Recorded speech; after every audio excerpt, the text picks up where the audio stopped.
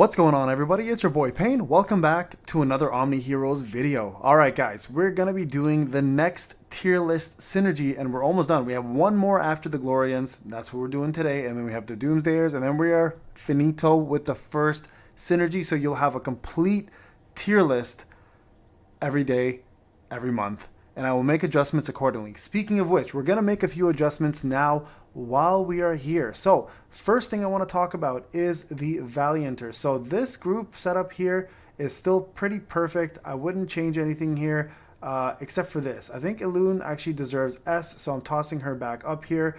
Marlena can still stay in A. The rest of them are good where they are. Now in terms of ethereals though, we're going to make a little bit of a swap. Okay, so we're actually going to put Katarina here as SS tier, top tier. I've been using her non-stop. She's absolutely destroying everything. And then obviously Eudora also, I finally got a chance to fully test her. I was testing her on a weaker version of her. Now that I've got her maxed out, she now also pops up in the double S, and Dorabella stays where she is. Ellie stays where she is, and then Anubia actually might be able to be up here as well, and the rest are there. Now, as for the Mystifiers, this is actually a swap. So shout out to folks who mentioned that. That is definitely a swap there, B&A. Definitely you guys got that one correct. I messed that up, so I apologize. So that's there now, and then the rest are good. And then also for the Avengers, we're looking okay. Okay, so you can see here a lot of double S units for very many of these units. Only a couple though that are not D&D being Divine and Demons. All right, so let's talk about the Glorians now. This is going to be another very unique and underused team. So make sure, guys, if you plan to use these guys, that you are ready for a little bit of pain along the way until you get some of the major units. Okay, so first off, Clotho. You are going to get a C tier, realistically, just a basic healer. Really doesn't bring much to the fold outside of healing the same line units for 10% of the max HP. So a starter unit, not bad to have, especially if you're looking to build the Glorians, but you essentially want Lily and Leah. She also protects allies with, I believe, a shield, or no, she didn't do a shield. She just actually heals. That's it. So just heal, and then her passive, I believe, is also boosting heal rate. So yeah, so just a standard healer with nothing extra going on there, right? So I'm looking at her skills. I'm like, yeah, that's right. She didn't have a shield. Thought she did, but it's actually Lily and Leah do. Okay, so next up, Yasuke, D. Horrible tank, realistically. You're never going to really use him. I just put him in there again because some people may want to start off with him. The only thing he really does is he gives the front line a defense boost, does a physical damage on one target, and then he also applies a shield on himself, which, again, realistically, at the end of the day, he's not the tank you want, so you're not going to end up using him. So let's get those two out of the way, and let's move on to some of the other units. So first off, let's cover Carola. She's going to actually be the second pure physical DPS unit in this team. So what makes her okay is the fact that she actually does reflect reduction on opponents, which means it reduces the amount of reflect damage that comes back by 5%. It can stack up to 5 times. And she actually does pretty decent AoE damage, 375% to all enemies. That's her ultimate. Her active is under the control of puppet strings. She instantly moves to where the enemies are, deals 150% damage AoE to all targets, and also does 2 stacks of defense reduction on them. So honestly, having 2 AoEs makes her fairly good as a unit. Now, when she's attacked, there's a 100% chance to apply 5 stacks of reflect reduction to the attacker. So again, having that there. And then her second passive is when Corolla is deployed, the limit of reflection rate reduction is increased by 5 for all allies, so making it stack up to 10 times. So quite honestly, a lot of people don't really use her. I actually like her, so I'm going to give her an A for that for sure. She's actually a really good AoE damage dealer for physical damage. Unfortunately, there are just better units out there for the Glorians, right? So we'll give her A for now. She might be close to an S, so once this is all done, I may reconsider it, but for now, that's where we're going to go, okay? Next up, let's talk about Naui. Naui is the better of the two damage dealers. Now, Naui is herself right here. This is the unit, by the way, if you don't know who it is. She delivers a physical damage to the backline for 250%, has a 100% base chance to increase attack on herself and allies at the same line. So if you have her in the front, she'll give 2 people. You really want to have her in the back, so she gives 3 people the attack boost for 2 stacks. Again, and that's 5% increase. Each stack can stack up to 5 times. That's her ultimate. Her actual active, though, is she transforms into Spinning Tornado, launches an attack to the back line, dealing 100% damage. Also gives the attack boost on herself and the same line again. So you can have a total of 4 real quick attack boosts there. And then also, after Nawe deals damage to the enemy, she has a 50% chance to follow with 4 basic attacks on all enemies, and this can be triggered 1 time per action, a maximum of 4 times through the entire battle. So she can do damage and take out shields very, very quickly, especially if they're running holy shields on them, right? And then lastly, her other passive essentially increases her crit res rate, additionally increases her attack by 2%. So overall, the better of the 2 damage dealers, she gets an S, and that's where we're going to situate those 2 right now. All right, guys, so next up we have Mariana. So the Little Mermaid. Honestly, I'm not gonna lie to you guys. When I was a kid, I had the biggest crush on Ariel, and when I saw her, and I was like, God damn, this is what Ariel will look like when she grown up. Anyways, silly thing to say.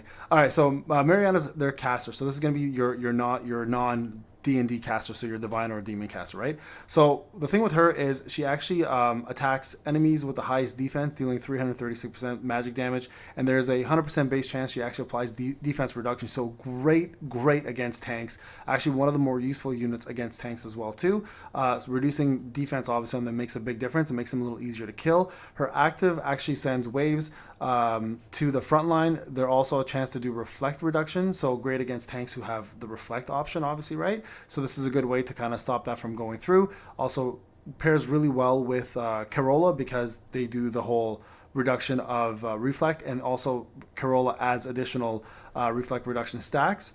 And then lastly, with her passive, when Marina's attacked, there's a 100% chance to apply 5 stacks of reflect reduction on the attacker, and that's a great way to get that going. And then she also increases the reflect rate